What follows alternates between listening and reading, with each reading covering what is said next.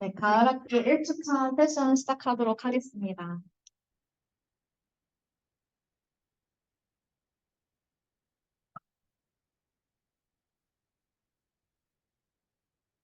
시작하도록 하겠습니다. 안녕하세요. 폴 세션 1주차 지금 이제 시작하도록 하겠습니다. 오늘의 주제는 Multivariate Normal Example Ignoring the Missing Link Mechanism입니다. 저희 책에서 이제 챕터 11에 해당하는 내용이고요. 제가 1부를 맡았고 2부는 재민님께서 진행해 주시겠습니다. 네, 오늘의 목차는 다음과 같습니다. 1부의 주제는 노멀리티 가정하에서 민 벡터랑 코베리언스 매트릭스를 어떻게 인퍼런스 할 수 있을지에 대한 내용이고요. 여기서 보시는 것처럼 이제 1.1절에서 리뷰를 좀 할 거고, 그리고 1.2절에서는 EM 알고리즘, 우리가 저번 5주차 때 봤던 내용인데 그 부분을 좀 심화로 보도록 하겠습니다. 그리고 1.3절에서 이제 1.2절에 쓰였던 예시를 가지고 똑같은 예시로 베이즈 관점으로 어떻게 볼 수 있는지 그런 내용을 볼 거고, 그다음에 코베리언스 매트릭스에 이제 제약이 있을 때 어떻게 할지, 그리고 마지막으로 PX EM 알고리즘 보도록 하겠습니다.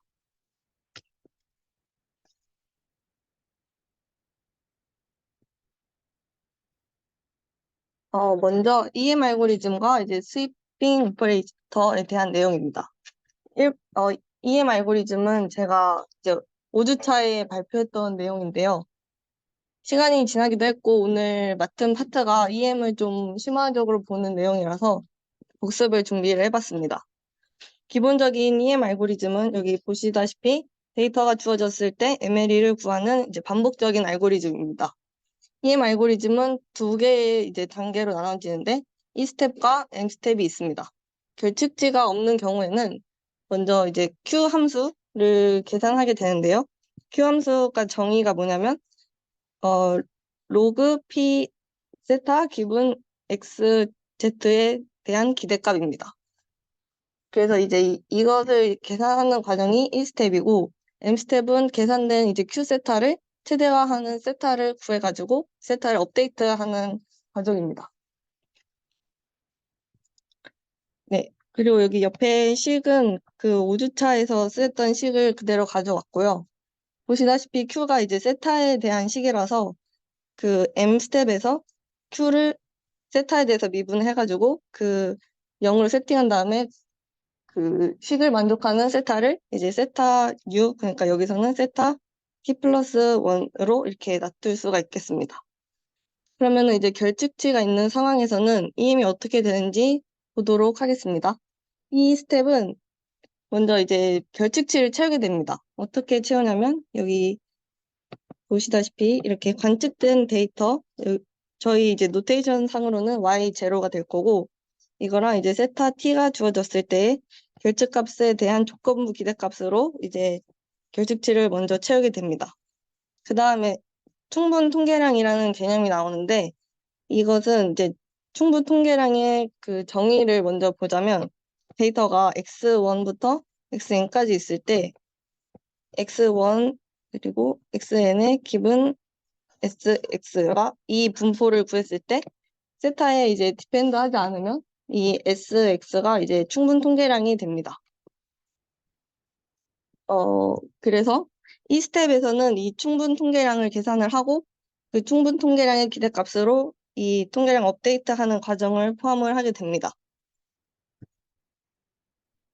이 스텝을 좀 다른 관점으로 우리가 앞에서 봤던 관점으로 보면은 Q 함수를 구한다고 했었잖아요. 그래서 Q 함수를 보면 여기 Q 함수 이름이 expected complete data log likelihood라서 이렇게 Q 함수를 찾는다는 것과 이제 같은 의미로 볼 수가 있겠습니다. M 스텝은 이제 우리가 알고 있다시피 그 여기서 계산된 통계량을 이용해가지고 이 Q 함수를 최대화하는 방향으로 세타를 업데이트하는 과정입니다. 한 가지 더 짚고 넘어가야 될 내용이 있는데, 지수족의 이제 EM 알고리즘입니다. 지수족을 보는 이유는 챕터 11이 그 노멀리티 데이터를 가정하고 있는데, 정규 분포가 이제 지수족에 해당해서 이 내용을 가져왔습니다. 지수족이란 이렇게 PDF가 이런 형태로 표현되는 분포를 말하고, 이 사실 형태가 되게 여러 가지가 있는데, 여기서는 다 같은 의미라서 여기서는 이 형태로 쓰도록 하겠습니다. 이 형태를 보시면 여기에서 SY가 이제 충분 통계량이고, 그다음에 B는 Y에 대한 함수고, 세타는 B, A는 세타에 대한 함수입니다. 그래서 이제 이렇게 표현되는 분포를 지수족이라고 하고, 데이터 분포가 이제 지수족일 때는 EM이 더 좀 명확하고 쉽게 적용이 된다고 이제 알려져 있는데, 왜 그러냐면 이제 로그 라이클리후드가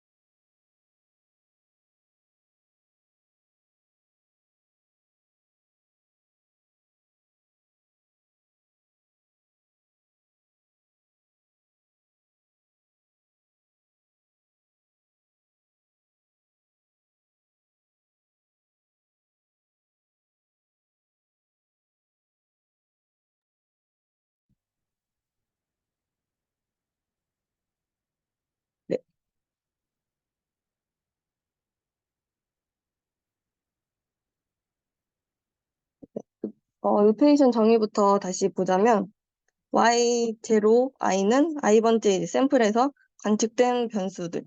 그러니까 여기 i에서 관측된 애들만 뽑아가지고 y0i라고 할 거고, 그 다음에 mu0i랑 시그마 0i가 이 관측된 그 변수들에 대한 평균이랑 코베리언스 매트릭스입니다. 그래서 이제 식으로 표현하면 이제 이렇게 표현할 수가 있겠고, 이 i는 지금 1부터 이제 n까지라서 여기 1부터 n까지라고 적어놨습니다.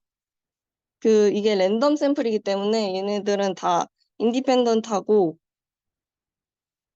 네, 그렇게 그 점 알 수 있고, 그다음에 이제 이 식을 가지고서 다차원 정규 분포의 그 PDF를 적으면, 네, 이런 식으로 적을 수가 있겠습니다.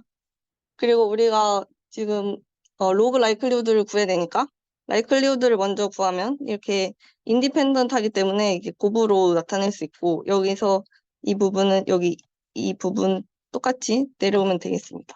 그리고 이제 로그를 씌워가지고 계산했더니 이렇게 값이 나왔습니다.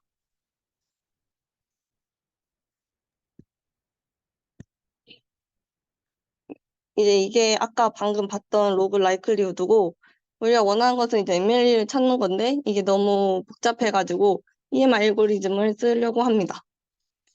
마지막 복습을 하자면 이 스텝은 충분 통계량을 얻고 이제 SY의 조건부 기대값을 구해가지고 S를 업데이트하는 과정이고, M 스텝은 업데이트한 이제 S를 바탕으로 세타 T 플러스 1, 그러니까 세타를 업데이트하는 과정입니다.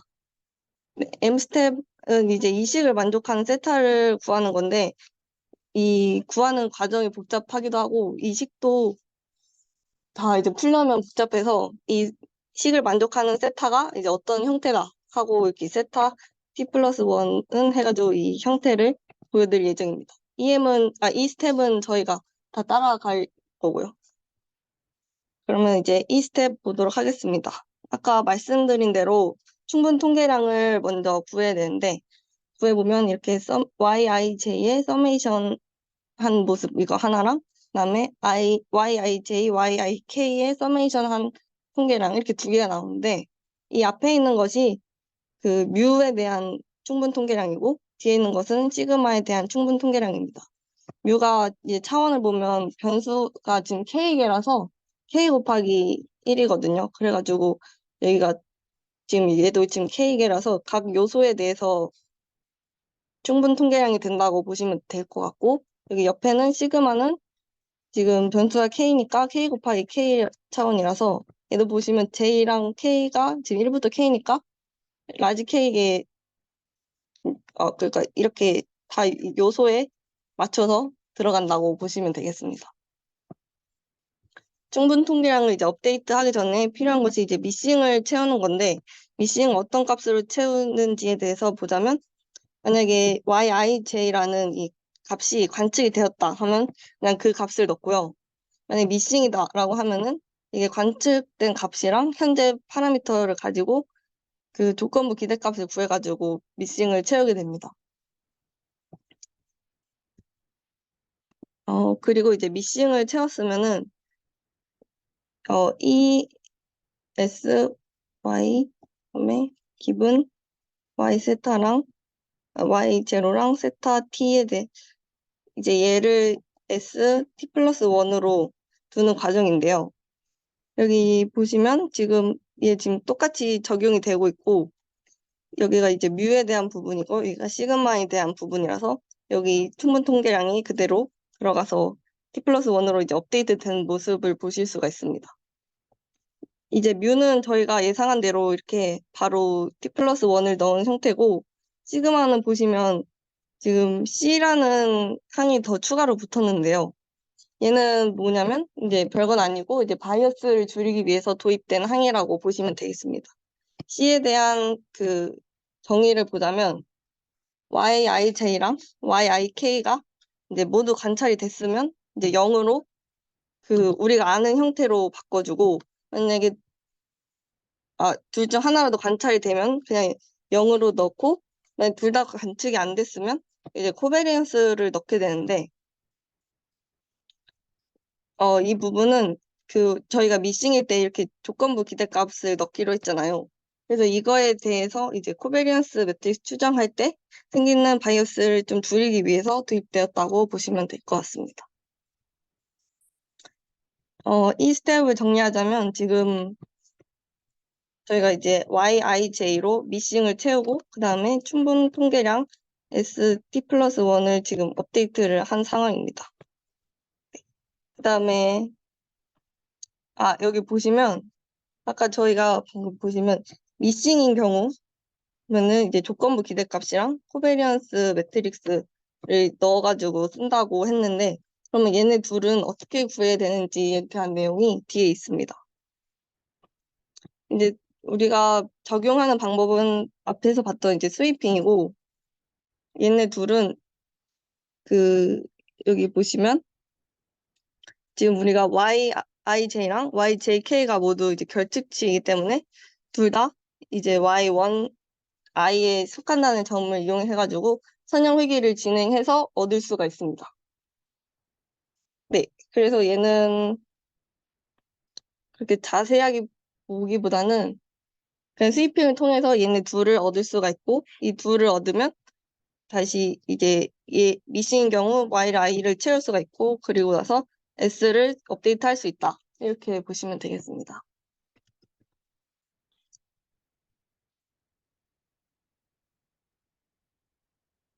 그 다음은 이제 M 스텝입니다. 우리가 아까 처음 1.1절에서 봤듯이 SY 그다음에 세타가 ST 플러스 1 이 식을 만족하는 세타를 구하는 거고요. 이제 구해봤더니 뮤 J T 플러스 1은 이런 형식으로 나오고 시그마 JK T 플러스 1은 이제 이런 형식으로 나온다고 합니다. 그래서 이제 저희가 하는 것은 YIJT로 이제 결특치 채우고 결특치가 아니면 그냥 그 관측된 값을 채울 거고요. 그 다음에 이제 ST 플러스 1 이 스텝에서 그 충분 통계량을 업데이트하고 이 업데이트 된 걸로 이제 세타 T 플러스 1을 업데이트 하게 됩니다. 그러고 나서 이제 또 계속 이제 이 과정을 반복하는 거라서 얘를 가지고서 또 결측치를 또 채우고 T 플러스 1이고 얘는 T 플러스 2 그다음에 또 이 스텝에서 업데이트하고 M 스텝에서 이 세타를 업데이트하게 됩니다. 그리고 이거는 이제 수렴할 때까지 보통 이제 반복을 하고 여기서 보시다시피 처음에 시작할 때 세타 제로에 대한 값이 있어야 이제 이렇게 시작을 할 수가 있거든요. 그래가지고 초기값을 설정을 해야 되는데 그 방법에는 책에서 소개된 방법이 이제 4가지 정도가 있습니다. 이 부분은 이제 이 부분은 이제 방법별로 장단점이 다 있어가지고 그냥 한번 가볍게 읽어보시면 될 것 같고 하나의 초기값을 가지고 계산하기보다는 보통 여러 개의 초기값을 가지고 이제 시도를 해서 가장 최적의 선택을 찾습니다. 그리고 다양한 초기값을 시도를 하다 보면 멀티플 맥시마가 있는 라이클리후드도 이제 탐색을 할 수가 있어서 이런 식의 라이클리후드도 탐색을 할 수가 있어가지고 여러 개의 초기값을 주로 이제 시도를 한다고 보시면 되겠습니다.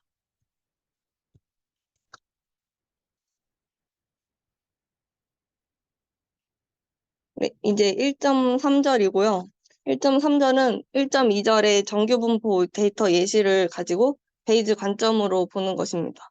베이즈 관점은 저희가 7주차 때 배웠었는데 살짝 복습을 하자면 사전 분포를 가정하고서 이를 활용해가지고 사후 분포를 추정하는 관점입니다. 그렇기 때문에 저희가 사전 분포를 먼저 가정을 해야 되는데 이 사전 분포 가정은 보통 이전의 연구에서 나온 결과를 가지고 가정을 하거나 아니면 그 연구자의 그 주관에 의해서 설정을 하게 되는데 여기서는 설명의 편의성을 위해서 제프리 프라이어를 쓰도록 하겠습니다. 이거는 그 베이즈 통계에서 나오는 내용인데 보시면 이렇게 세타에 이제 인포메이션 매트릭스에다가 행렬식을 구하고 거기에 루트를 씌워서 이 형태에 비례하는 그 사전 분포를 설정하는 것입니다.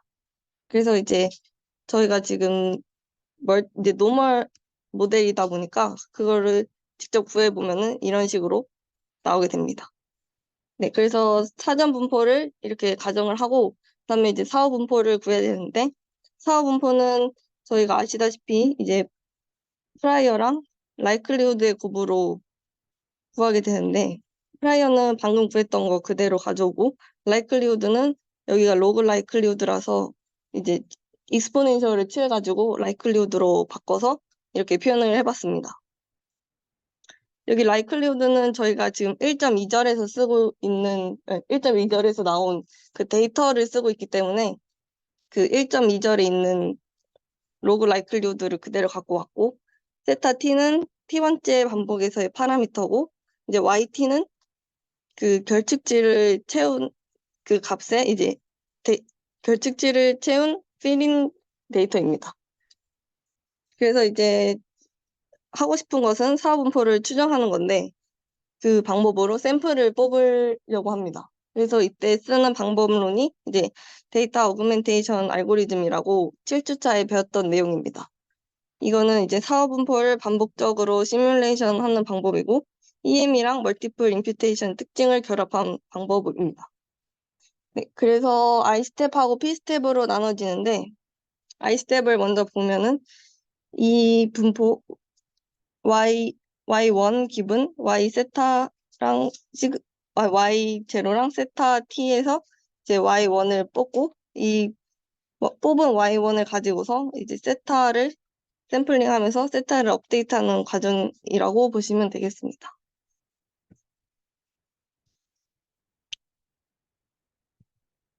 그래서 I스텝을 보시면 이 분포에서 이제 Y1을 뽑는 과정인데, 세타가 지금 주어졌을 때 우리가 지금 그 랜덤 샘플을 가정하고 있어서 서로 독립이라서 이제 I 하나의 과정을 보는 것과 같다고 보시면 되겠습니다. 그래서 얘도 인디펜던트로 나올 거고 I는 1부터 N까지입니다. 네, 그래서 위의 분포는 저희가 지금 노멀 가정을 하고 있어서 멀티베리릿 노멀을 따르는데 그 파라미터가 이제 앞서 봤듯이 스위핑을 통해서 얻을 수가 있습니다. 왜냐면 이 파라미터가 이제 리그레이션 코에피션트랑 레지듀얼 코베리언스로 얻을 수가 있어서 스위핑을 이용한다고 보시면 되겠고, 그러면 스위핑은 적용은 어떻게 하는지 보면은 여기 G로 이제 G를 지금 우리가 갖고 있는 데이터를 만들고, 그다음에 그 G에다가 스위핑 이제 0에 대해서 해가지고 얻은 행렬을 이렇게 시그마 스타 T라고 하면은 여기 이 부분에서 이제 아까 봤던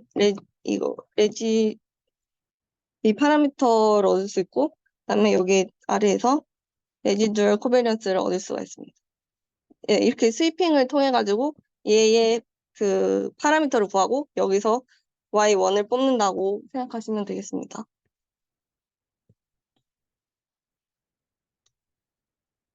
B스텝에서는 샘플링한 y1 i t 플러스 1을 가지고 이제 세타를 이제 업데이트하는 과정인데,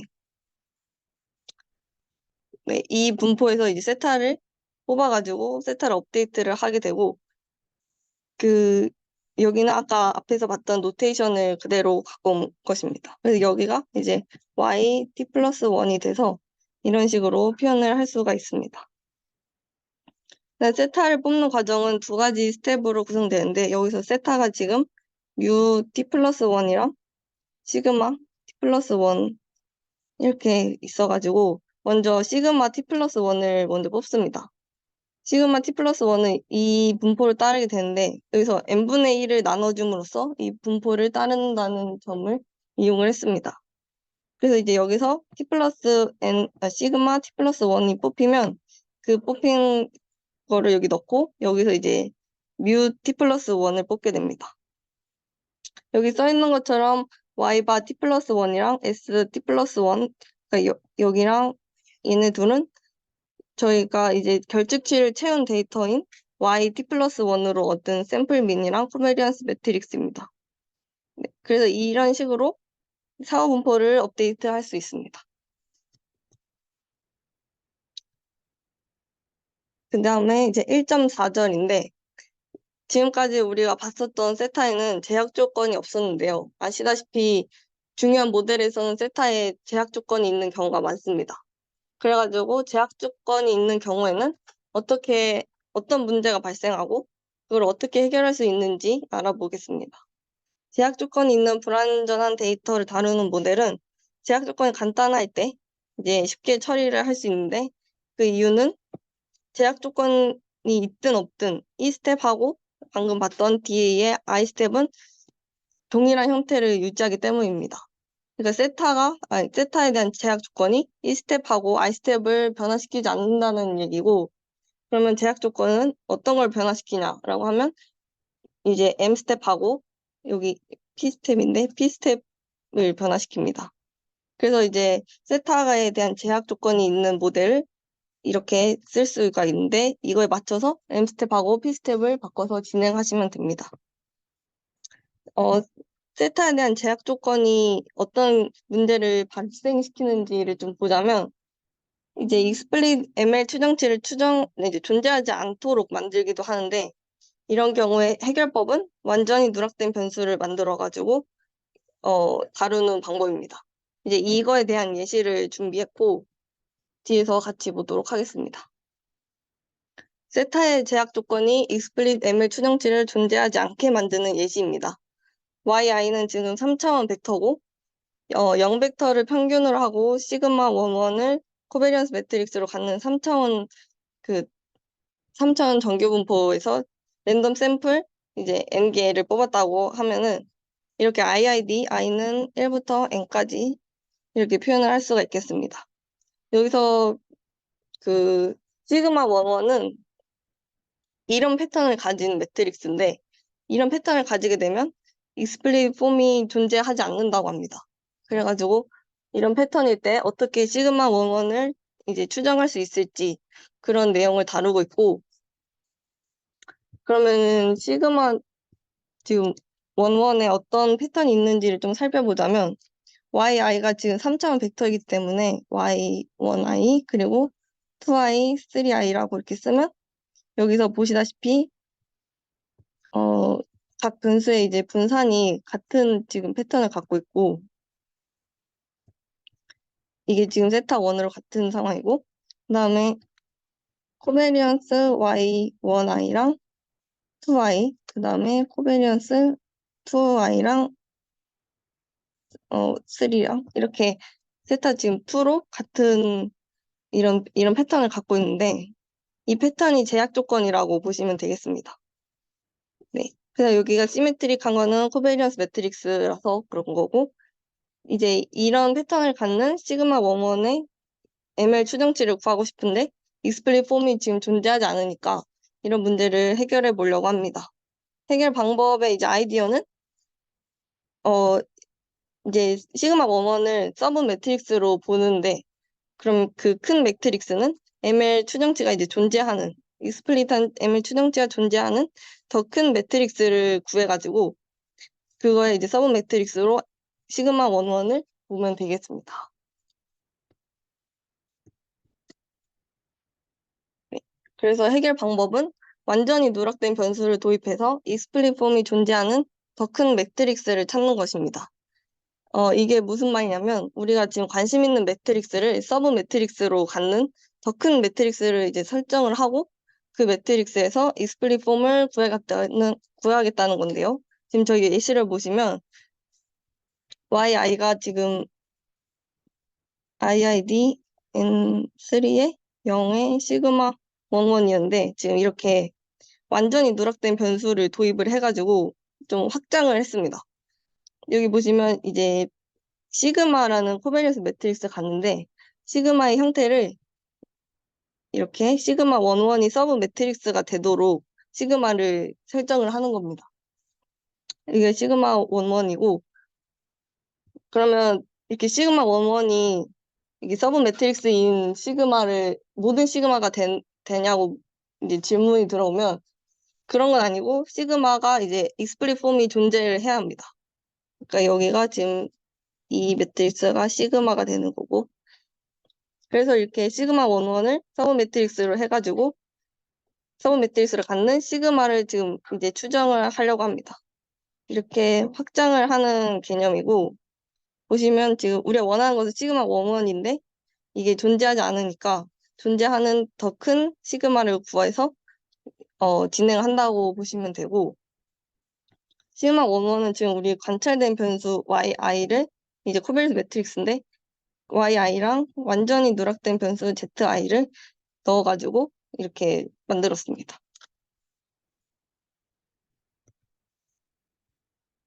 네. yi랑 zi가 모두 관찰될 경우 시그마의 MLE를 구할 수 있습니다. 이 점을 이용해서 이제 데이터에 대한 가정을 해야 되는데 yi를 yi, zi에서 세 개의 요소, 처음 세 개의 요소가 관찰되었고 마지막 요소는 미싱이라고 가정을 하겠습니다. 여기 보시는 것처럼 이렇게 3 곱하기 1, 그다음에는 1 곱하기 1에 이런 yi, zi 이렇게가 있는데 이 앞에 부분은 관찰된 거고 zi는 완전히 미싱입니다. 그래서 여기 우리가 지금 미싱인 변수를 갖고 있으니까 결측지가 있는 상황에서의 EM을 적용을 하는데 먼저 필요한 것이 충분 통계량이죠. 그래가지고 충분 통계량을 먼저 구합니다. 그랬더니 여기 이렇게 세 개가 나왔고 이 세 개를 하나의 매트릭스로 넣으려고 이제 C라는 매트릭스를 도입을 했습니다.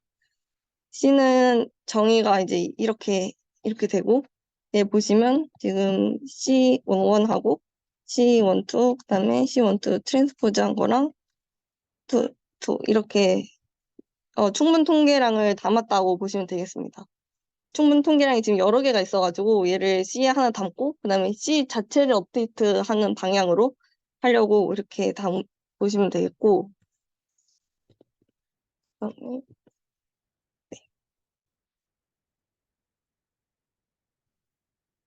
그러면은 이 스텝은 이 충분 통계량 C를 업데이트하는 과정입니다. 결측치가 있을 때 EM 정의에 의해 가지고 조건부 기대값으로 이렇게 업데이트 할 수가 있겠죠.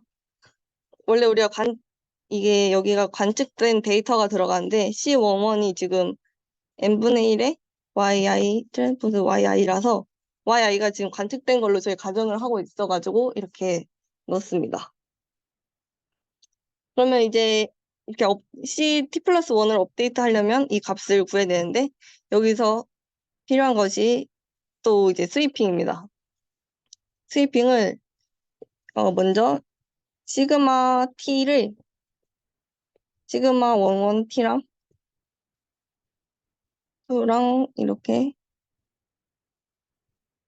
이제 이렇게 세팅을 하고 이 행렬에 대해서 스위핑 로 앤 컬럼 이제 1, 2, 3를 하면은 이런 결과가 나오는데 여기서 우리가 얻은 것이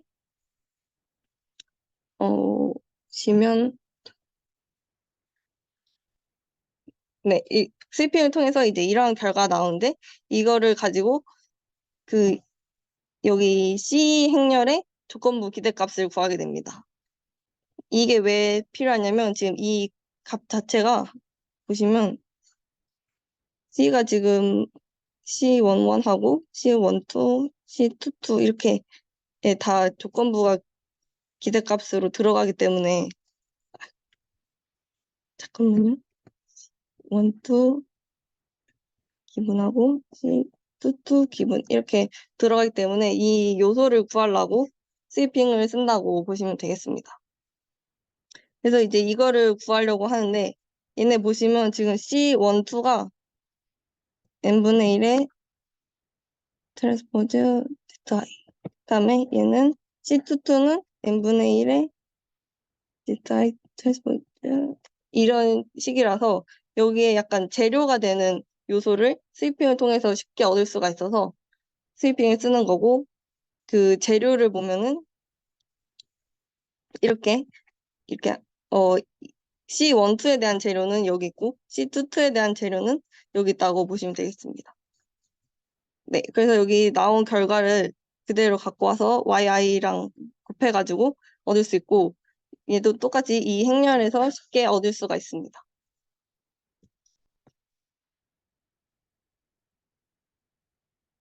네, 그 다음에 이제 C12랑 C22의 정의를 이용해가지고 충분 통계량의 조건부 기대값을 구해줍니다.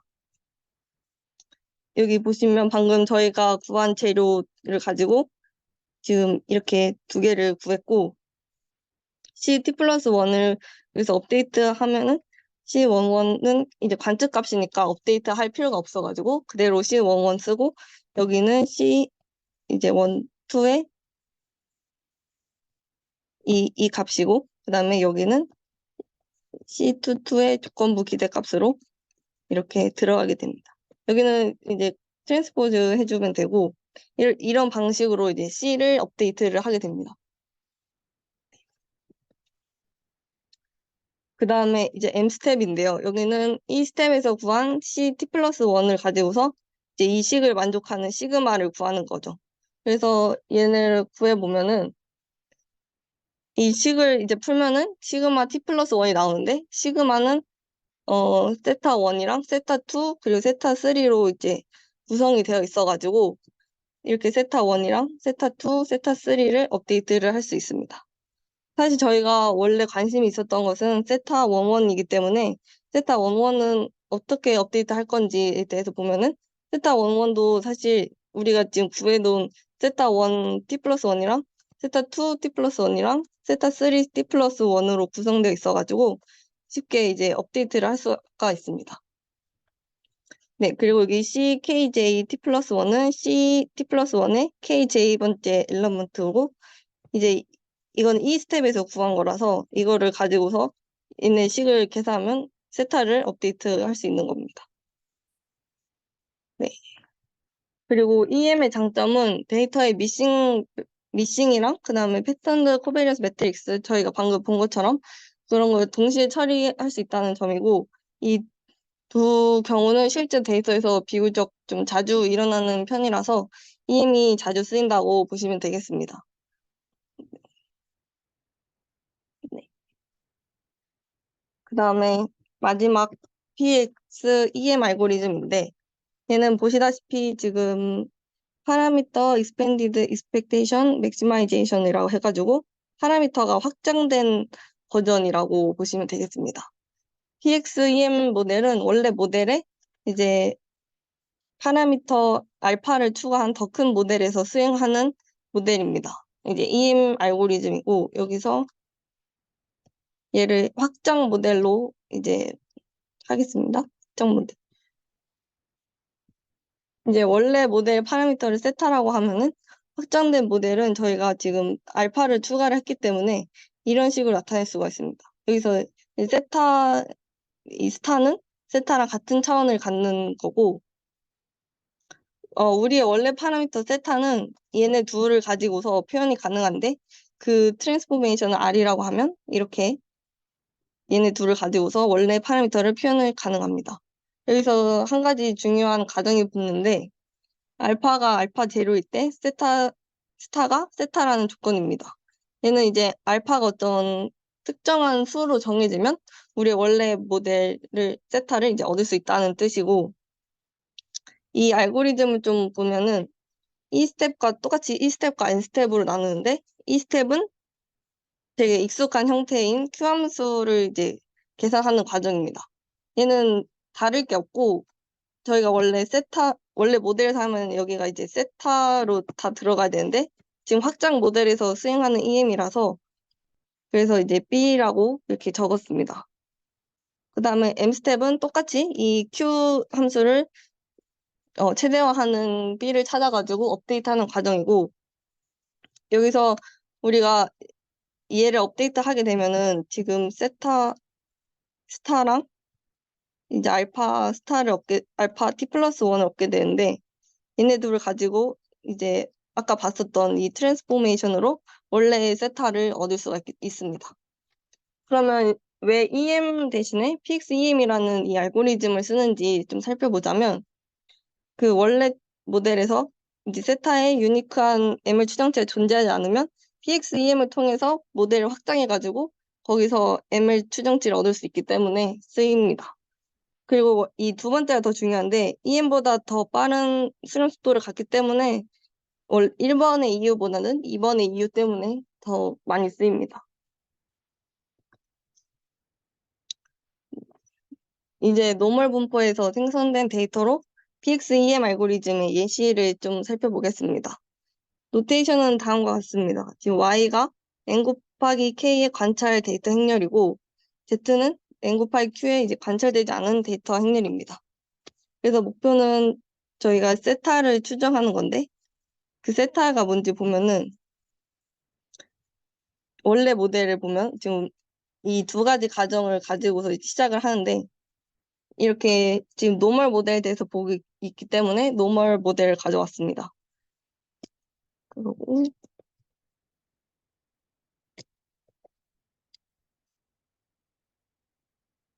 그리고 이제 이렇게 두 개의 분포가 가정이 되면 이 식에 의해서 저희가 원했던 yi 기분 세타의 분포를 구할 수가 있는데, 보시면 여기 얘가 이제 k 차원이라서 또 k 곱하기 1이고 얘는 k 곱하기 k의 이제 행렬이 되겠습니다. 그다음에 PXEM 알고리즘은 확장 모델에서 한다고 했잖아요. 그래서 확장을 할 건데 지금 여기서는 세타가 뮤랑 그다음에 베타랑 시그마 이렇게 세 개가 있는데 여기 감마라는 파라미터를 추가를 해서 확장을 하려고 합니다. 그래가지고 이렇게 네 가지의 파라미터를 합쳐서 B라고 하고 똑같이 이제 이 가정을 가지고서 B로 이제 표현을 한 거고, 그다음에 똑같이 이 식에 의해서 I 기분 B의 그 분포를 구하면 이제 이렇게 나옵니다. 여기 보시면 네, 이렇게 나오고, 그다음에 얘는 이제 여기랑 비교를 해보면 되게 비슷한 형태를 띠고 있고, 여기서 이제 B를 가지고 세타를 표현을 하는 그 R을 찾아야 되는데, 그 R이 바로 이제 이 파트에 해당하는 내용이고, 보시면 이 두 개의 식을 비교를 해서 찾게 됩니다. 그래서 뮤 스타랑 같은 거고, 베타랑 베타 스타랑 여기 이거랑 같은 건데, 얘는 여기 보시는 것처럼 이 촐레스키 팩토리제이션을 통해서 얻을 수 있는 값입니다. 이게 뭐냐면 A가 시메트릭 정방 행렬이고 세미 파지티브 데피니시일 때 이런 식으로 이제 분해가 가능하면 이 L을 촐레스키 팩터라고 합니다. 여기서 지금 저희 예시에서는 A가 지금 시그마라서, 그리고 시그마가 그 코베니언스 매트릭스라서 이 가정을 다 만족을 하고, 얘를 이제 분해를 하면 시그마가 촐레스키 팩터로 이제 분해가 됩니다. 이렇게 분해가 돼서 얘를 여기다가 이제 촐레스키 팩터를 넣고 나서 우리의 원래 모델과 비교를 하면 베타가 베타 스타랑 촐레스키 팩터로 이루어진다는 것을 이제 알 수가 있습니다. 이제 얘랑 얘를 비교해 보시면 되겠습니다.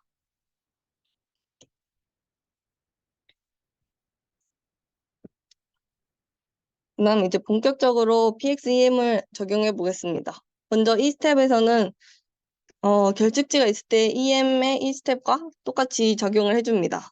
컴플리트 데이터의 충분 통계량을 구해주고 그 결과 이제 이렇게 네 가지가 나왔습니다. 이제 각 차원은 여기서 얘는 K 곱하기 K고 얘는 K 곱하기 Q고 얘는 Q 곱하기 Q입니다. 이 충분 통계량을 구했고 이제 얘를 업데이트를 해야 되는데, 보시면 이렇게 관측 데이터랑 B가 주어졌을 때 충분 통계량 조건부 기대값으로 업데이트를 하기로 저희가 했었잖아요. 그래가지고 그걸 계산해 봤더니 이렇게 감마 T랑 CYY 곱으로 나온다고 합니다. 똑같이 CZZ도 이제 업데이트를 하는 식을 구해보면 이제 이런 식으로 나온다고 합니다.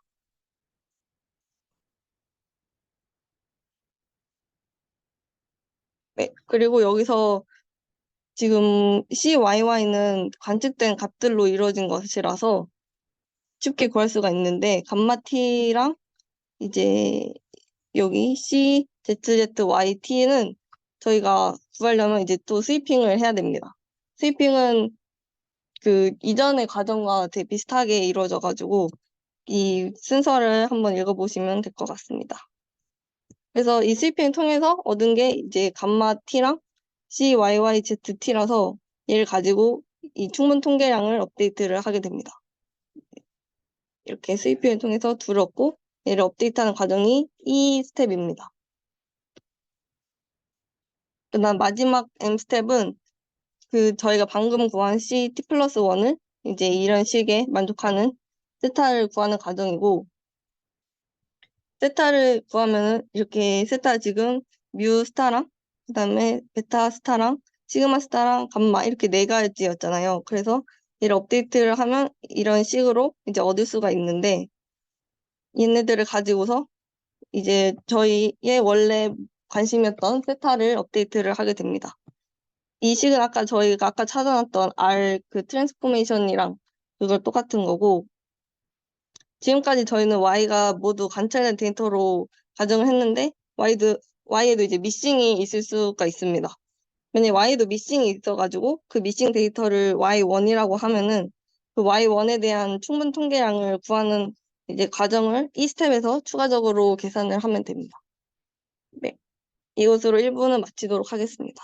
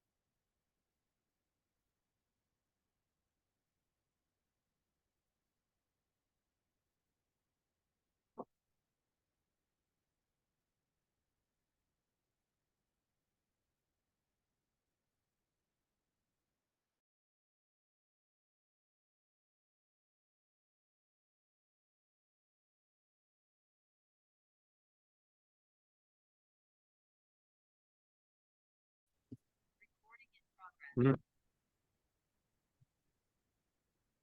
진짜 할게요. 그, 그 2부고요. 2부 가정일기 관련 내용이고, 어, 이게 책으로 치면 이제 챕터 3인데, 챕터 2에서 배운 걸 좀 적용해보자라는 게 3장의 내용입니다. 그래서 챕터 2에 배웠던, 라이클리후드 어프로치, 그러니까 맥시멈 라이클리후드랑 이제 MLE 직접 못 구할 때 EM 알고리즘으로 이렇게 근사해 갔던 거, 그 두 개를 좀 적용해보자라는 건데, 그 중에서도 저는 가정일기에 적용해보자라는 주제를 들고 나왔다고 생각을 해주시면 됩니다. 그래서 목차를 보시면 첫 번째 그냥 개념 소개랑 조금 필요한 개념 가져올 거고, 그다음에 저기 2번에 보면 미싱리스인 DV라 돼 있는데 DV가 뭐냐면 디펜던트 베리어블을 줄인 말입니다. 그래서 정석 변수에 저 결측이 있을 때 어떻게 할 것이냐가 두 번째 내용이고, 그리고 세 번째 미싱리스인 IV는 그러면 인디펜던트 베리어블이 있죠. 그래서 독립 변수에도 결측이 있을 때 어떻게 할 것인가? 그렇게 해서 세 가지로 크게 구분이 됩니다. 그래서 시작을 해볼게요. 어, 이건 그냥 간단히 다중회귀 개념을 들고 온 건데요. 어, 이쪽 위에 보시면 익숙한 표현이 있을 겁니다. 그래서 어, 설명 변수를 x1부터 xp-1까지 쓰고, 그러면 계수는 베타 0부터 베타 p-1까지가 되겠죠. 그래서 베타를 베타 p까지가 되죠. 그래서 베타를 지금 뭐야? 잘못 써놨네. 여기 p-1입니다. p-1이고, 시작부터 오타가 있어. 죄송하고. 베타가 그래서 총 P개가 되고, 설명 변수는 1부터 P-1까지, 그러니까 인터셉트까지 해서 좀 베타가 P개가 존재하는 이런 모델입니다. 그래서 당연히 저 등분산성 과정, 정결성 과정 이런 거 들어가서 이 오차항이 그 노말에 따른다. 0, 시그마 제곱에 따른다. 이게 기본적인 가정이고 이제 그거를 이제 매트릭스 폼으로 바꿔놓은 게 밑에 아래 부분이죠. 아래 부분이고 당연히 다 잘 아실 거라고 생각합니다. 여기 보면 x 베타로 여기 있는 이 복잡한 합들을 그냥 나타내 버린 거죠. 그래서 매트릭스 폼으로 이렇게 표현을 할 수가 있고 그러면 이제 오차항에 대한 가정도 이렇게 뭐 행렬식으로 나타난다. 시그마 제곱이 이렇게 다이아고날 텀에 있고 나머지는 전부 제로인 뭐 이런 오차항 매트릭스를 가진다. 뭐 이렇게 간단히 표기를 할 거고 앞으로도. 그리고 그래서 우리가 회귀 분석에서 목표가 뭐냐라고 하면 이 x 값들을 이용해서 y 값을 예측 아니면 추정하는 게 목표잖아요. 그래서 그 앞에 붙은 개수 베타들을 추정하는 거. 그리고 여기 등분산성 가정을 하면서 분산이 같다라고 가정을 했는데 뭘로 같은지는 모르고 그냥 시그마 제곱이라고 뒀죠. 그래서 우리가 모르는 상수가 베타 외에 시그마 제곱이라는 것도 하나 더 있습니다. 그래서 그걸 언노운 파라미터라고 표현을 해놨고 앞으로도 파라미터 하면 전부 다 베타와 시그마 제곱을 말하는 거구나라고 생각을 해주시면 되겠습니다. 그래서 이 파라미터를 추정하는 방법에 뭐가 있냐라고 하면 우리가 잘 알고 있는 최소제곱법, 리스트 스퀘어나 아니면은 뭐 최대 우도법 이런 거 가지고 맥시멈 라이클리후드 이런 게 있죠. 그래서 이 두 가지 방법 대표적으로 해서 베타랑 시그마 제곱을 추정을 할 수가 있습니다. 그래서 방금 최소 제곱법이랑 최대 우도법 이 두 개 얘기를 했는데 그러면 그걸 이용해서 베타랑 시그마 제곱을 추정했을 때 결과에 차이가 있냐? 차이가 있으면 어떻게 있냐라는 얘기를 할 겁니다. 그래서 보면 제일 먼저 베타를 최소 제곱법으로 추정을 했을 때는 뭐 이런 식으로 나오죠. 이런 식으로 요 표현식을 다들 아실 거라고 생각해서 크게 설명은 안 하고 넘어갈 건데 요 베타가 개수죠. 근데 우리가 일반적으로 베타를 쓸 때 베타가 있고 베타 햇이 있습니다. 근데 저 둘의 차이는 베타는 우리가 모르는 어떤 고정되어 있는 상수고 베타 햇은 우리가 추정하는 값이죠. 그래서 햇이 없는 베타는 그냥 고정된 값입니다. 고정된 값인데 어떻게 이렇게 뭐 얘를 최소화하는 베타를 찾아라 이런 말을 할 수 있냐? 사실은 여기에 이제 베타가 아니라 베타 티에다라는 뭐 이런 기호가 붙는 게 사실은 정확합니다. 왜냐하면 임의의 값을 넣어볼 수 있는 모든 베타 중에 저걸 최소화하는 베타를 베타 햇으로 부르기로 했다 이거니까. 그래서 고정되어 있는 우리가 모르는 값인 베타라고 이렇게 쓰는 게 사실 정확한 표현은 아닌데 일일이 티에다 같은 걸 다 붙이기 힘드니까 보통 저렇게 표현을 많이들 합니다. 근데 뭐 그걸 알고 저렇게 쓰는 거랑 모르고 저렇게 쓰는 거랑은 하늘과 땅 차이니까 한번 이야기를 해봤고요. 그래서 뭐 행렬 미분하는 거 이런 건 다 생략하고 이런 결과가 나올 거고 이거 다 당연히 아실 거라고 생각합니다. 그리고 그래서 이제 리스크 그러니까 최소 제곱법을 사용해서 베타를 구하면 행렬식 표현으로 이런 식이 나온다. 요거 가지고 근데 그러면 맥시멈 라이클리후드로 구하면 어떻게 되냐라는 이야기를 할 수 있죠. 맥시멈 라이클리후드로 베타를 구했을 때 리스케어랑 차이가 어떤 게 있냐 이 얘기를 할 건데 일단 맥시멈 라이클리후드는 이 우도함수 라이클리후드 펑션을 최대화하는 베타를 구하는 거고 이제 IID 가정을 하니까 이제 이렇게 PDF들의 곱으로 나타낼 수 있고요. 정규분포를 따르죠 y가. 왜냐하면 앞에서 보면 y가 x베타 더하기 입실론이라고 했는데 x베타는 그냥 상수고 입실론이 그 랜덤성을 부여하는 부분이니까 둘을 더했을 때 그냥 y는 뭐 똑같은데 평균 부분에만 x베타가 더해지는 게 될 겁니다. 왜냐하면 상수만큼 더하고 상수가 더해지는 건 분산에는 영향 안 미치죠. 그래서 네, 그래서 이런 PDF식을 쭉 쓸 수 있는데 여기서 보면 이제 이 앞부분은 전부 다 베타랑 관련 없는 부분이니까 무시하고 사실 지금 원론 파라미터가 베타랑 시그마 제곱 두 개인데 우리는 베타만 보고 있으니까 시그마 제곱을 픽스한 상태에서 본다고 생각을 하는 겁니다. 그래서 이 앞에 부분은 생각 안 해도 되고 뒷부분도 보면은 이제 2의 마이너스 x승 꼴이죠 이게. 근데 뭐 그래프가 이렇게 생겼으니까 요 부분을 최대화하는 게 이 함수를 아니 그렇죠. 마이너스가 들어갔고 이 부분을 최소화하는 게 이 함수를 최대화하는 거랑 같을 겁니다. 네, 그래서 근데 또 시그마 제곱은 관련이 없으니까 다 빼고 보면 결국 이 맥스가 민으로 바뀌면서 요렇게 나온다. 근데 요게 리스케어 정의랑 똑같더라. 그래서 최소 제곱법을 쓰나 최대 우도법을 쓰나 베타의 추정량에는 변함이 없다. 요 얘기 첫 번째로 했고요. 그다음에 파라미터가 아까 두 개라고 했죠. 베타랑 시그마 제곱이 있다고 했는데 시그마 제곱의 경우에는 이제 우리가 최소 제곱법이란 거는 사실 이렇게 직선이 있으면 이 수직거리 제곱합을 최소화하는 거잖아요. 그래서 직선을 하나 추정한 다음에 이 제곱합을 한 다음에 그걸 이제 자유도로 나눠줍니다. 원래는 그냥 n으로 나눠야 되는 게 아닌가 생각을 하겠지만 사용된 추정한 베타만큼의 개수를 빼서 n-p로 SSE를 나눴을 때 불편성을 만족한다라고 알려져 있죠. 뭐 근데 이제 맥시멈 라인 클리드의 경우에는 아까 보셨던 것처럼 이 우도 함수가 베타랑 시그마 제곱을 전부 포함하고 있기 때문에 이번엔 반대로 베타를 고정해 놓은 상태에서 시그마 제곱을 어떤 걸 써야 저 우도 함수가 최대화될 거냐 이걸 볼 수가 있어요. 그래서 자세한 계산 과정은 생략하고 이거는 아마 그냥 해보셔도 다 하실 수 있을 건데 결과만 보자면 n분의 SSE가 됩니다. 그러니까 분모 부분이 n-p에서 n으로 바뀌었죠. 근데 p는 베타들의 개수기 때문에 항상 자연수고 그래서 저 최대우도법으로 한 경우에 분모가 더 큽니다. 네, 크죠. 그러니까 항상 근데 위에 게 언바이어스라고 했으니까 밑에 거는 그러면 항상 과도 추정할 수밖에 없겠죠. 실제 시그마 제곱을. 그래서 요거까지 그 n-p가 아니라 n이 된다. 최대 우도를 쓰면 분모 부분. 그렇게 두 개를 조금 알고 계시면 좋겠습니다. 그럼 이제 본격적으로 이야기를 하겠습니다. 먼저 종속 변수에 결칙이 있는 경우에 어떻게 할 것이냐. 말로 하기보다 조금 그림을 가져오면 좋을 것 같아서 데이터를 하나 가져와 봤습니다. 보시면 이렇게 컬럼이 세 개죠. 근데 첫 번째가 집의 연식, 그러니까 나이입니다. 집이 지어진 지 몇 년이 됐냐. 그리고 단위가 없네요. 년. 그리고 집부터 가장 가까운 역까지 몇 미터나 되냐. 뭐 이거 미터라고 할게요. 그랬을 때 이제 y의 변수가 평당 가격입니다. 그러니까 상식적으로 생각하면 새로 지어진 집이고 가장 가까운 역이 코앞에 있을수록 집값이 비싸겠죠. 뭐 그런 생각을 해볼 수 있는데 여기 보면 처음에 이렇게 좀 뚫려 있죠. 그러니까 이게 y가 종속 변수니까 네, 지금 종속 변수에 이 별칙이 있는 상황을 고려하는 거니까 y 부분에 데이터가 좀 뚫려 있습니다. 그래서 예시 데이터를 보시면 방금 말한 것처럼 이렇게 두 가지 독립 변수와 한 가지 종속 변수를 사용하고 있고 그리고 이 종속 변수에서만 결측이 일어난 상황을 보실 수 있죠.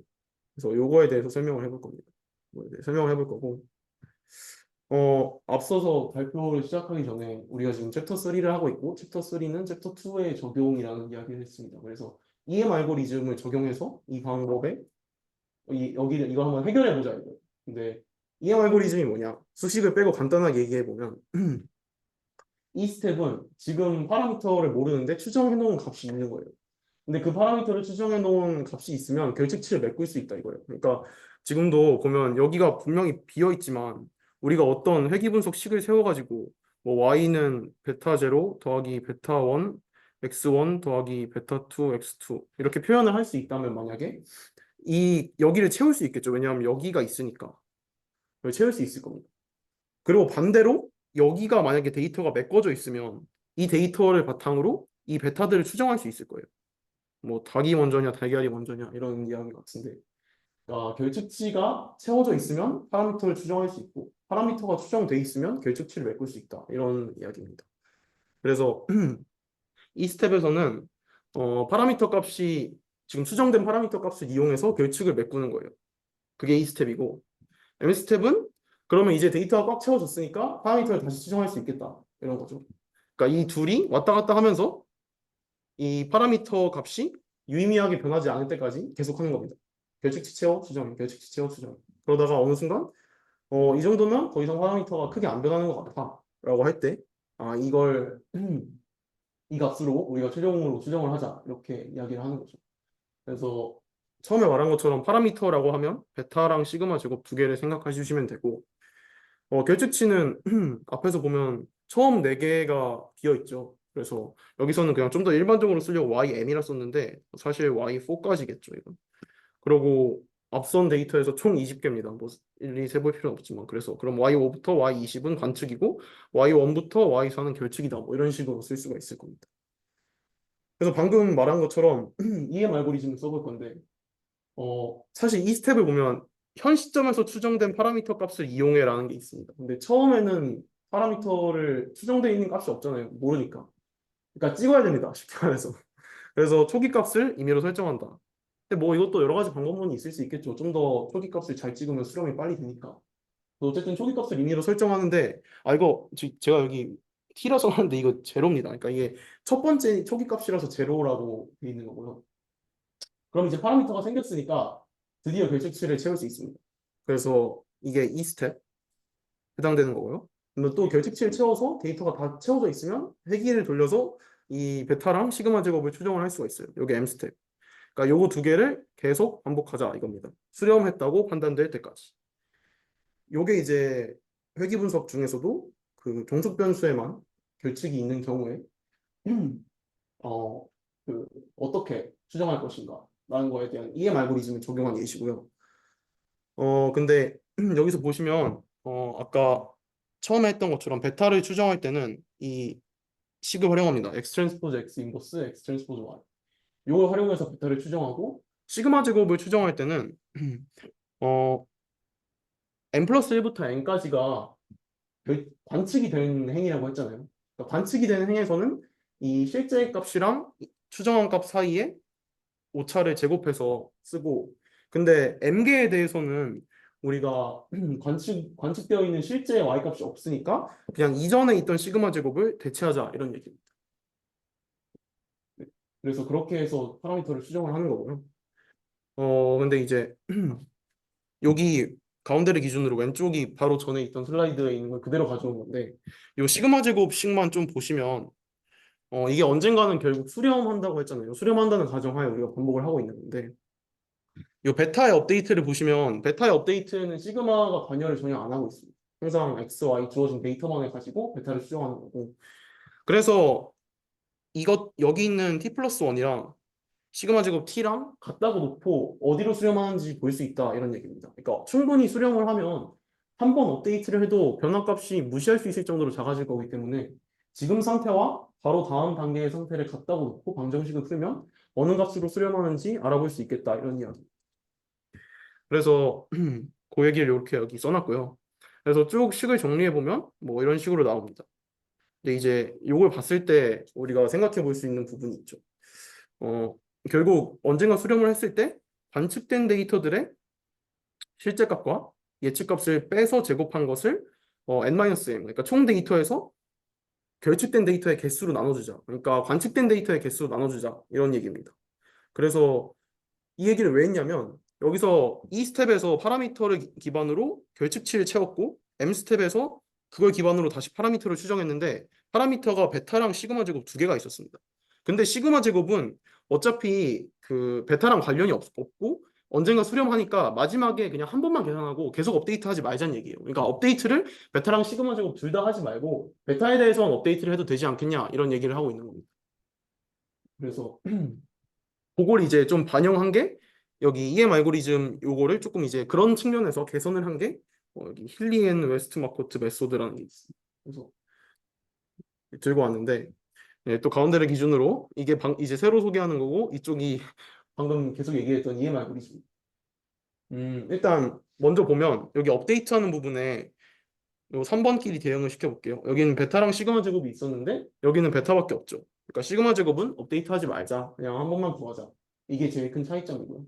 한 가지 더 차이점은 아까 결측을 채우면 파라미터를 추정할 수 있고 파라미터가 있으면 결측을 채울 수 있다. 서로 이렇게 상호보완적인 관계라고 했는데 그럼 초기 값을 설정할 때 파라미터를 먼저 가정할 것이냐 아니면 데이터를 먼저 가정할 것이냐 이렇게 두 가지로 생각을 해볼 수가 있습니다. 왜냐하면 데이터를 채워놓으면 파라미터를 추정할 수 있고 파라미터를 가정해 놓으면 데이터를 채울 수 있습니다.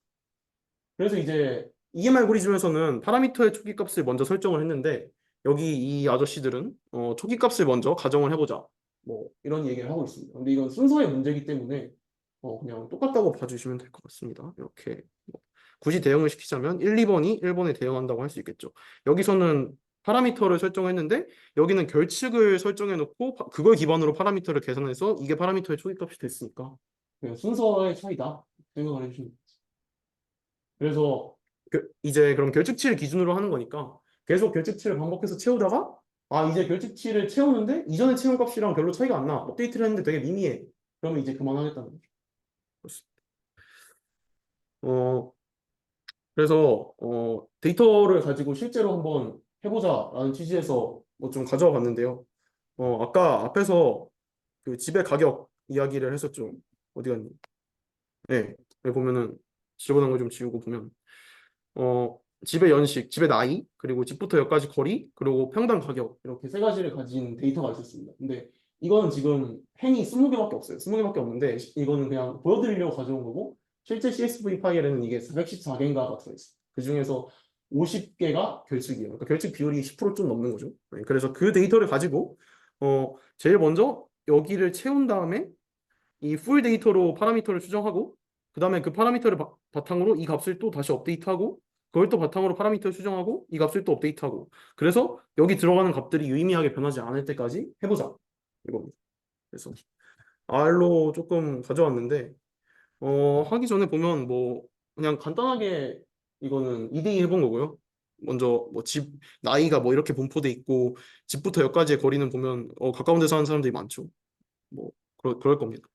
그리고 이건 평당 가격인데 뭐 약간 전기분포 모양이고 그 다음에 X1과 X2를 봤을 때 선형관계가 크게 없으니까 뭐 다중공전성에 대한 뭐 우려를 크게 하지 않아도 되지 않겠냐 뭐 이런 얘기도 해볼 수 있고 그다음에 X1과 Y, 뭐 X2와 Y의 관계를 봤을 때도 뭐 X2와 Y 관계를 보면 확실히 좀 약간 우하향하는 것 같죠. 그러니까 집에서 여기까지의 거리가 멀수록 좀 더 싸지 않나 평당 가격 이런 얘기를 좀 해볼 수 있습니다. 그래서 실제로 이건 R로 직접 만들어 본 건데 제가 뇌피셜로 만든 거라 조금 오류가 있을 수도 있지만 그래도 몇 번 돌려봤을 때 나쁘지 않다고 생각이 돼서 한번 가져와 봤고요. 이게 뭐 코딩 시간은 아니니까 자세히 뜯어보진 않을 건데 처음에 이제 데이터를 이게 함수를 정의를 했습니다. 함수를 정의했고 이렇게 함수 이름을 정의했는데 그러면 이제 데이터를 가져오면 그걸 매트릭스로 바꿔서 여기 정렬을 합니다. 정렬을 하는데, 그러니까 이 짓을 왜 하냐면, 실제 데이터에는 되게, 아까는 예쁘게 이 위에만 모르고 밑엔 다 알았잖아요. 근데 실제 데이터에는 물음표가 중간중간 껴 있습니다. 그래서 이 물음표들을 전부 다 위로 올려서 이 꼴로 만들어주기 위한 코드였고요. 그래서 그 다음에 뭐 데이터의 개수, 변수의 개수 이런 건 당연히 다 지정을 해줘야 되고, 그래서 Y랑 X를 이렇게 쭉 정의를 하고, 그 다음에 이제 여기서부터 여기까지가 실제로 우리가 앞에서 봤던 요 뭐 힐리 앤 웨스트마코트 메서드를 구현해 놓은 거라고 보시면 됩니다. 그래서 보면은 뭐 베타는 뭐 이 방정식을 풀어라 이게 뭐 아까 했던 인버스 X 트랜스포즈 Y 이런 거고요. 그다음에 리핏 반복을 해라 언제까지? 뭐 이게 특정 K 값보다 작아질 때까지. 그러니까 업데이트를 했을 때 그 변화량이 K 값보다 적어지면 줄여라. 그러니까 더 이상 유의미하지 않다고 생각하면 반복을 끊겠다는 얘기죠. 브레이크로. 그래서 이제 뭐 결과를 출력을 해봤는데 한번 볼게요. 여기 총 10개보다 실제로 결측치가 많았지만 너무 많으니까 처음 10개만 뽑아왔습니다. 결측치를 처음에 이렇게 찍은 거예요, 얘가. 이렇게 찍었는데 그걸 기반으로 베타를 수정하고 다시 결측치를 채워보니까 두 번째처럼 바뀐 겁니다. 또 계속했더니 계속 바뀐 거예요. 그래서 결국 이렇게 됐다고 합니다. 결국 이렇게 됐다고 하고 그래서 보면 결측치를 업데이트했을 때 0.1보다 0.1 미만으로 변화량이 미미할 때까지 5번을 반복했다고 합니다. 그래서 5번을 반복한 결과 뭐 보면은 추정 회귀 개수 뭐 베타 제로가 뭐 50이 나왔고 베타 1이 뭐 마이너스 0.25가 나왔고 베타 2가 마이너스 0.01이 나왔고 해수에 다시 씌워야겠죠. 뭐 이런 식으로 결과가 나왔습니다. 그래서 처음에 우리가 생각했던 직관이랑 어느 정도 맞는 걸 볼 수 있는 게 X1이 집의 연식이었잖아요. 그러니까 집의 나이가 적을수록 지어진 지 얼마 안 될수록 집의 가격이 더 비싸겠죠.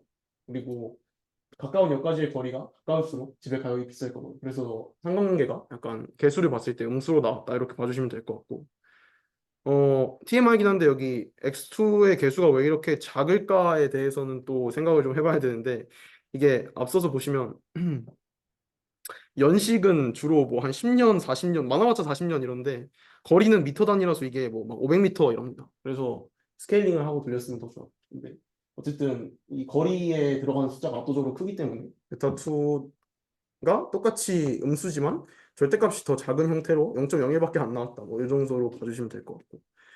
네, 그렇습니다. 그럼 여기까지 하면 네, 이제 회귀 분석 중에서 종속 변수, 그러니까 y의 결측이 있는 경우에 대해서 다뤄봤고요. 이제 본격적으로 독립변수의 결칙이 있는 걸로 넘어갈 텐데 그 전에 혹시 궁금하신 거나 이해가 안 되신 게 있으면 질문을 잠깐 듣고 넘어가겠습니다.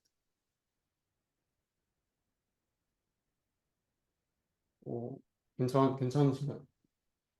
괜찮으셨으면 좋겠습니다.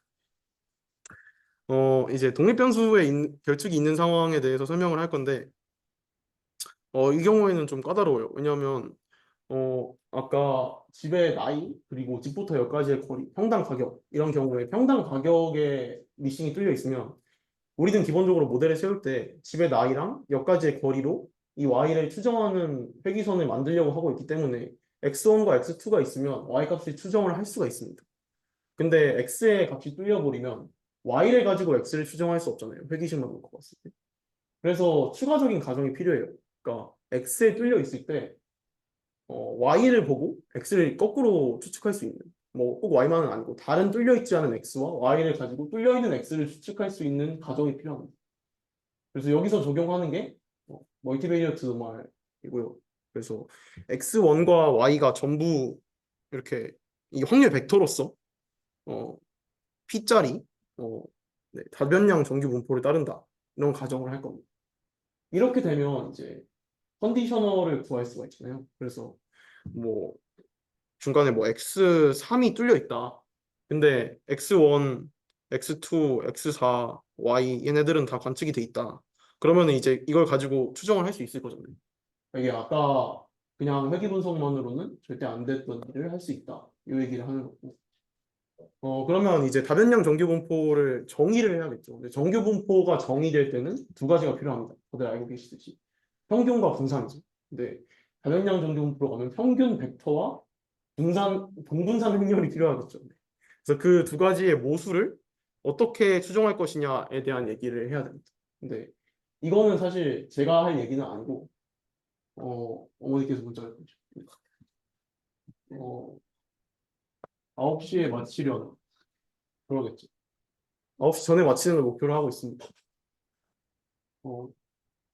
좀 일찍 마치려나. 네, 그렇습니다. 네. 그래서 여기에 평균 벡터와 공분산 행렬을 추측을 해야 아니, 추정을 해야 되는데 제가 할 건 아니고 앞서 1.2인가 그쯤에서 했을 거예요. 그러니까 이렇게 그 다변량 정규분포를 따르는 데이터에서 결축이 발생할 때 똑같이 아까 했던 것처럼 EM 알고리즘을 가지고 그 결축을 메꿀 수 있다, 이 얘기를 앞에서 했습니다. 그래서 제가 이걸 반복해서 얘기를 하진 않을 거고, EM 알고리즘을 적용하면 이렇게 확률 벡터가 어떤 다변량 정규분포를 따를 때 결축이 있어도 잘 채우면서 이 모수들을 추정할 수 있다, 여기까지 깔고 할게요. 제가 하는 주제는 다중회귀니까 다중회귀에 집중을 해야겠죠. 그래서 요거랑 요거, 그러니까 평균 벡터와 공분산 행렬을 추정했을 때 그걸 바탕으로 어떻게 제가 다루는 이 베타와 시그마 제곱, 제 이야기에서 항상 파라미터는 얘 둘입니다. 그래서 얘네 둘을 추정한 걸 어떻게 얘 추정으로 이어갈 수 있나, 이 브릿지에 대해서 설명을 계속 할 겁니다. 처음부터 끝까지. 써놨죠. 결국 다중회귀 분석에서 파라미터 이걸 추정하는 걸 우린 결국 원한다. 그래서 이 평균 벡터와 공분 행렬을 가지고 이걸 어떻게 얻을 수 있을까? 그래서 이 수입 오퍼레이터에 대해서 이야기를 해야 됩니다. 이게 4주차에서도 얘기를 했었고, 앞서는 원희님도 잠깐 얘기를 해주셨는데 저는 조금 이걸 많이 사용할 거라 조금 보고 가겠습니다. 이렇게 수식으로 나와 있는데 이거 뜯어보시려면 좀 귀찮고요. 일단 수익 오퍼레이터가 뭐냐라고 하면 대칭 행렬에 대해서 쓰는 겁니다. 시메트릭 매트릭스에 대해서 쓰는 거예요. 그러니까 정방 행렬이겠죠, 무조건 당연히. 그러니까 n by n 시메트릭 매트릭스를 다른 n by n 시메트릭 매트릭스로 옮겨주는 연산이 수익 오퍼레이터예요. 그럼 어떻게 다르게 옮겨주냐를 봐야겠죠. 그래서 이 오른쪽 아래에 G라고 써놓은 그림을 잠깐 보실게요. 이 G를 1에 대해서 수입을 하겠다라고 해보겠습니다. 그러면 이렇게 선을 그어요. 1행 1열. 그래서 1에 대해서 하는 건데, 그러니까 여기 보면 1에 대해서 한다는 표기가 여기 있죠. 1에 대해서 할 건데, 그럼 1행 1열, 얘가 제일 특별하겠죠. 얘는 부호도 바꾸고 역수를 취해줍니다. 그래서 얘가 되죠. 그렇습니다. 근데 1행 1열은 아닌데 1행 또는 1열에 속해 있어. 그러니까 얘네들이죠. 얘네들은 얘로 나눠, 이겁니다. 그래서 이런 결과가 나오는 걸 볼 수가 있고, 그러면 1행도 아니고 1열도 아닌 애들은 어떻게 할 건데, 그건 이제 원래 네 값에서 네모 세모 할까요? 네, 원래 값에서 세모분의 네모 다이아를 빼, 이겁니다. 그러니까 예를 들어 이 원소가 어떻게 변하는지 알고 싶으면 1로 거슬러 올라가서 얘랑 얘의 곱을 분자에 넣고 얘를 분모에 넣으면 넣은 값을 이제 빼는 거예요. 그래서 이런 형태가 나와요. 그리고 제가 처음부터 말씀드렸지만 수익 오퍼레이터는 대칭행렬에 대해서 쓰는 겁니다. 대칭행렬에 대해서 쓰는 거기 때문에 여기 보면 왜 여기 G21이 아니고 12냐? 12랑 2, 1은 같아서 2로 쓴 겁니다. 그래서 수익 오퍼레이터는 대칭행렬을 다른 대칭행렬로 옮겨주는 거고 작동 원리가 대충 이렇게 된다. 그리고 항상 작동을 할 때는 나 수익 오퍼레이터를 쓸래가 아니라 몇에 대해서 쓸래라고 말을 해야 된다는 겁니다. 이게 3방 이상 행렬인데 지금은 1에 대해서 쓸래라고 말을 하고 있죠. 그렇습니다. 그러면 얘가 가지는 의미가 뭔가에 대해서 조금 생각을 해볼 필요가 있어요. 좀 생각해 볼 필요가 있는데 아까 이 수익 오퍼레이터는 대칭행렬에 대해서 쓰는 거라고 했습니다. 대칭행렬에 대해서 쓰는 거. 대칭행렬은 전부 정방행렬이기 때문에 플랭크면은 인버스가 존재하겠죠. 인버스가 존재할 텐데 이 수익 오퍼레이터를 인버스를 구하는 데 쓸 수가 있어요. 인버스를 구하는 데 쓸 수가 있고 예를 들어서 여기 2 곱하기 2 행렬이 있다고 치면 이게 지금 2바 2니까 뭐 n은 2 이런 식으로 표현할 수 있잖아요. 그럼 얘를 1에 대해서도 수익 오퍼레이터를 쓰고 그 결과를 또 2에 대해서 또 한 번 더 쓰면 결과적으로 마이너스 인버스가 나옵니다. 이게 조금 의미라고 할 수 있어요.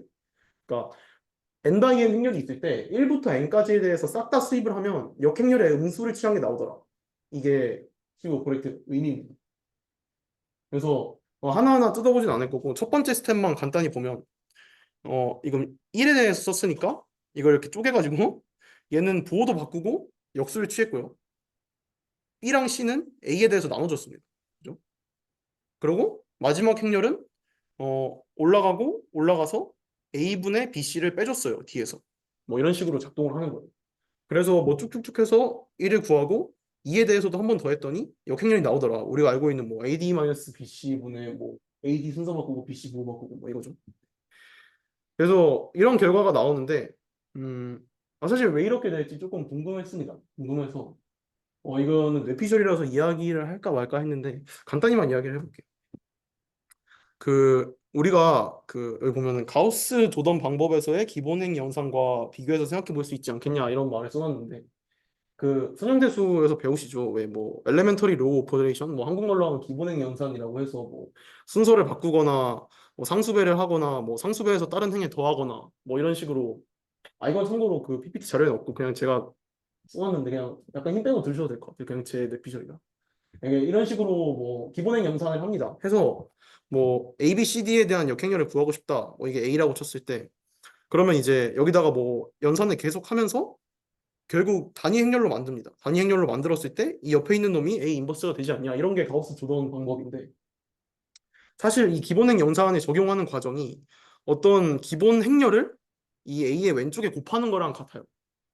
그러니까 예를 들어서 A, B, C, D라는 행렬이 있을 때 1행에 2배를 해서 2행에 더하고 싶다. 그러면 1, 0, 0, 1에다가 1행에 2배를 해서 2행에 더하면 1, 0, 2, 1이 되잖아요. 1, 0, 2, 1을 A, B, C, D 왼쪽에다가 곱하면 이렇게 나오는데 이게 이제 A, B, C, D랑 비교를 해봤을 때 1행에 2배를 해서 2행에 더한 거죠. 그러니까 이 결국 기본행 연산은 기본 행렬을 왼쪽에 곱하는 식으로 해석을 할 수 있다 이겁니다. 선형대수에서 배우는 거라 너무 당연하다고 느끼실 수도 있는데 어쨌든 그래서 이렇게 왼쪽에 계속 기본 행렬을 곱해서 단위 행렬이 됐을 때 네가 A 인버스구나 이렇게 할 수 있다는 거고 근데 아까 말씀드렸던 것처럼 저희는 대칭 행렬만 다루고 있잖아요. 대칭 행렬 어떤 행렬이 대칭 행렬이면 인버스도 대칭 행렬입니다. 네. 그래서 이 인버스를 트랜스포즈를 시키면 이거에 트랜스포즈를 시키면 이렇게 되겠죠. 그래서 그걸 이제 어떤 A에다가 A 인버스를 양쪽에 곱하면 결국 A 인버스가 될 거 아니에요. 그래서 그걸 이렇게 표현을 해봤습니다. 표현을 해봤고 그럼 이제 이렇게 쪼개서 볼 수 있지 않겠냐 뭐 이런 얘기를 해보고 싶었던 건데 아까 말씀드렸던 것처럼 어떤 행렬을 왼쪽에 곱하면 그 행에 대한 연산이 이루어집니다. 뭐 상수배를 하든 뭐 다른 행에 더하든 근데 그걸 트랜스포즈해서 오른쪽에 곱하면 열을 기준으로 연산이 이루어져요. 그러니까 방금은 2행에다가 1행에 2배를 곱했는데 얘를 트랜스포즈해서 오른쪽에 곱했더니 이 열에다가 1열에 2배를 곱한 게 되더라. 그러니까 행과 열의 연산을 뒤바꾸는 결과가 되는 거죠, 결국. 그래서 요게 이렇게 됐을 때 이게 행에 대해서 연산을 한 거고 근데 이제 이걸 만약에 열에 대해서 연산을 하게 되면 1행에다가 A분의 1을 곱하는 대신에 1열에다가 A분의 1을 곱하면 이게 뭐 1 A분의 C B D 뭐 이런 식으로 될 겁니다. 그래서 근데 이 두 개의 연산에 동시에 적용을 하겠다는 얘기예요. 여기 보면 이렇게 묶어놨죠. 그러니까 이 두 개의 연산에 동시에 그러니까 행에 대해서도 하고 열에 대해서도 하자. 그러면 이제 여기 A, B, C, D가 있었는데 1행 1열에 있던 이 A는 A분의 1을 두 번 쳐맞아가지고 A분의 1이 되고 그다음에 B는 A분의 B가 되고 뭐 A분의 C가 되고 여기서 이제 결국 뺄 거니까 뭐 D분의 A 마이너스 BC가 되지 않겠냐 뭐 이런 얘기를 하고 싶었습니다. 근데 이게 비교해 보면 그 수입 오퍼레이터에서 한 번 한 결과랑 되게 비슷하죠. 여기 1행 1열에 마이너스 붙어 있는 거 빼고 그래서 한 번 더 하면 이게 또 여기도 다 마이너스가 붙거든요. 그래가지고 마이너스 인버스가 될 수 있지 않나. 그냥 그런 생각을 좀 해봤는데 네, 너무 길게 말하지 않은 것 같아서 다행이에요. 어쨌든 기억하고 넘어가야 될 건 수입이라는 연산은 대칭행렬을 대칭행렬로 옮겨주는 연산이고 n/n 대칭행렬일 때 1부터 n까지 싹 다 수입을 해버리면 역행렬의 음수를 취한 게 나오더라. 이걸 기억하고 넘어가시면 좋겠습니다. 그래서 그다음에 이제 여기 보시면 파티션드 매트릭스라고 써놨는데 이 수입 오퍼레이터를 이제 그러면 이 구역별로 나눈 행렬에 적용을 하면 어떻게 되냐에 대해서 생각을 해보자는 거예요. 네, 그렇습니다. 그래서 여기 H라는 행렬이 이렇게 네 부분으로 나눌 수 있다고 써보는 거예요. 네 부분으로 나눌 수 있다고 치고 이게 원래 P 바이 P인데 여기를 이제 K 곱하기 K만큼만 잘라가지고 이렇게 구역별로 나눴다고 칩시다. 그러니까 전체 행렬이 이렇게 있으면 뭐 이런 식으로 나누게 되겠죠. 그래서 여기가 K 바이 K가 되고 근데 이 전체는 분명히 P 바이 P인데 1부터 P까지에 대해서 전부 해버리면 이게 아까 마이너스 H 인버스가 된다 했잖아요. 근데 K까지만 해보자 이거예요. 그럼 무슨 일이 일어나? 그러면 이 왼쪽 위에 있는 매트릭스는 애초에 K 바이 K니까 얘 입장에서는 모든 대각 원소에 대해서 전부 수입을 한 게 될 거예요. 그죠? 그러니까 그냥 마이너스의 역행렬이 나올 겁니다. 네. 그리고 여기 아까 2 바이 2 행렬에서 원소가 4개였을 때 이것도 약간 파티션 된 거라고 생각을 해볼 수가 있잖아요, 사실. 그랬을 때 결과가 어떻게 나왔냐 보면 이 얘는 그렇다 치고 이 양쪽에 있는 애들 결과가 A분의 B로 나왔거든요. 근데 이 A분의 1이라는 게 스칼라에서 쓰는 개념이지 매트릭스로 가면 A 인버스 B가 되잖아요. 그래서 이렇게 됩니다. 이런 식으로. 그리고 대칭 행렬을 대칭 행렬로 옮기는 게 수입 연산이라고 계속 말씀을 드렸으니까 얘랑 얘의 관계를 살펴봤을 때 얘는 얘를 트랜스포즈한 게 될 겁니다. 그래서 얘를 트랜스포즈하면 이렇게 됩니다. 그렇고 마지막으로 이제 여기 부분은 똑같이 D-A분의 BC를 이제 행렬 버전으로 옮기면 뭐 G22 그러니까 G22가 여기에 있는 거니까 여기서 얘 곱하고 얘를 나눠서 빼자 뭐 이런 건데 나누는 부분에는 인버스가 붙어 있고 뭐 이런 식으로 생각해 볼 수 있다. 그래서 이걸 이제 회귀 분석에 어떻게 적용할 것인가 얘기를 할 건데 우리가 아까 솔루션 구할 때 뭐 X 트랜스포즈 X 인버스 X 트랜스포즈 Y 뭐 이런 솔루션 얘기를 했을 때 이 솔루션이 존재하려면 당연히 X 트랜스포즈 X가 역행렬이 존재해야겠죠. 역행렬이 존재를 해야 되는데 그러면 X 트랜스포즈 X에 대해서 전부 대각원소에 스위핑하면 아까 했던 것처럼 마이너스 역행렬이 나오지 않겠냐? 그렇게 활용해 볼 수 있지 않겠냐라고 생각할 수 있습니다. 사실 그렇게 하는 게 맞고요. 근데 그것보다 좀 더 편리하게 하려고 사람들이 X랑 Y를 옆으로 갖다 붙였습니다. 코딩 하시는 분들은 컬럼 바인드 생각하시면 될 거예요. X랑 Y를 옆으로 갖다 붙인 행렬을 정의를 합니다. 이렇게. 그래서 얘 트랜스포즈 얘를 하는 겁니다. X 트랜스포즈 X 대신에 Y를 갖다 붙인 다음에 얘 트랜스포즈 얘를 하자는 거예요. 그러면 결과가 이런 식으로 나오는데 당연히 여기만 봤을 때 이게 X니까 왼쪽 위는 X 트랜스포즈 X가 나오고 나머지는 뭐 여기는 X 트랜스포즈 Y, 여기는 Y 트랜스포즈 Y 뭐 이런 식으로 나오는데 그걸 이제 쭉 해서 실제 원소로 이렇게 교체를 해보면 이런 게 나와요. 이런 매트릭스가 나오는데 이제 여기는 1이 n번 더해져서 n이 되고 그 다음에 x1이란 변수에 대한 총합, x2에 대한 변수에 대한 총합, y에 대한 총합 그 다음에 뭐 2개씩 짝지어서 곱한 거에 대한 합 뭐 이런 식으로 나옵니다. 그래서 이제 여기다가 수익 오퍼레이터를 쓰자 이거예요. 그러면 방금 아까 파티션 매트릭스에서 봤던 것처럼 때를 좀 해볼까요? 여기는 인버스가 나오고 여기는 인버스에 해서 곱한 게 나오고 여기랑 똑같이 나오고 여기는 이렇게 나오지 않겠냐? 뭐 그런 겁니다. 네. 이거는 수식적인 거라서 그냥 써보시면 당연히 똑같이 알 수 있고 중요한 건 이제 여기서 이걸 봐야겠죠. 요게 우리가 원했던 솔루션입니다. 그 아까 방금 봤던 요거랑 같죠. 그래서 여기가 베타 추정량이 된다. 근데 이게 아까 처음에 개념 설명할 때 리스트 스퀘어랑 맥시멈 라이클리후드로 구한 베타 추정량이 동일하다는 얘기를 했잖아요. 여기서 이제 그래서 맥시멈 라이클리후드라고 쓸 수 있고요. 요 밑에 있는 거는 y-x 베타의 투놈 제곱이 돼가지고 요게 이제 우리가 얘기하는 SSE가 됩니다. 아 근데 거의 다 왔어요. 거의 다 왔는데 약간 불편하죠. 베타랑 시그마 제곱을 추정하기로 했는데 베타는 이걸로 잘 나왔는데 얘는 SSE를 n으로 나눠준 게 맥시멈 라이클리후드 값이라고 했잖아요 처음에. 그러니까 여기를 n분의 SSE로 만들어주고 싶은 겁니다. 아 그럼 어떻게 해야 될까? 이걸 지금 A에 대해서 스위핑한 거잖아요. 해결책이 아주 간단해요. A 대신에 n분의 A를 쓰면 됩니다. 그러면 n분의 A를 쓰면 여기에만 n이 나눠지는 게 아니라 다른 데에도 다 영향을 미칠 수 있지 않냐? 그거 어떻게 할 거냐? 라고 하실 수 있는데 실제로 n분의 A를 하면 네. 음, 여기 인버스가 있어서 여기 n분의 1이 되고 n이 돼서 곱해서 사라지거든요. 그래서 여기 베타가 그대로 유지가 됩니다. 근데 여기는 뭐 당연히 n제곱분의 1이 나오겠지만 네, 그래서 근데 어차피 이 1행 1열 텀은 우리가 추정하는 값이랑 관계가 없고 우리가 원하는 베타들이 이쪽에 있고 그리고 여기에 우리가 원하는 시그마 제곱 수정값이 있는 거니까 네. 그래서 n분의 a를 1부터 p까지 스위핑을 했더니 이렇게 되더라. 그래서 이 결과를 사용하면 우리가 이제 원래 하려고 안 넘어가지? 네, 원래 하려고 했던 뭐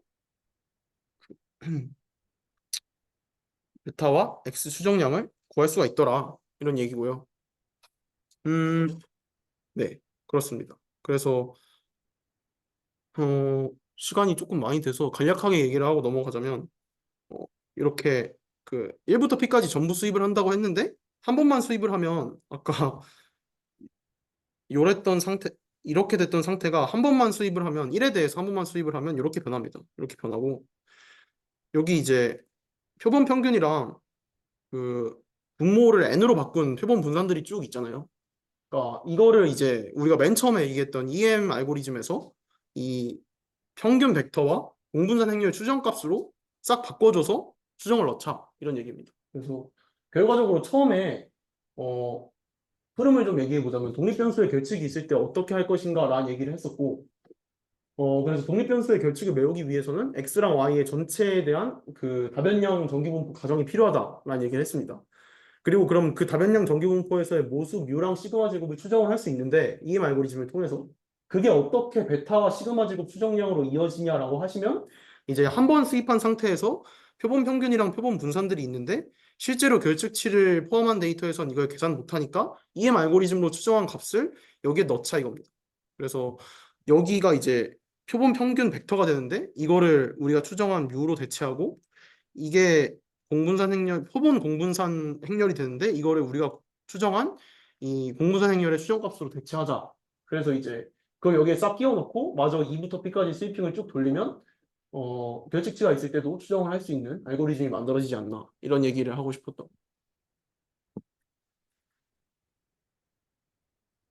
그다음에 이게 좀 특별한 경우에 대해서 가져왔는데 이거는 정말 간단히만 얘기하고 넘어가겠습니다.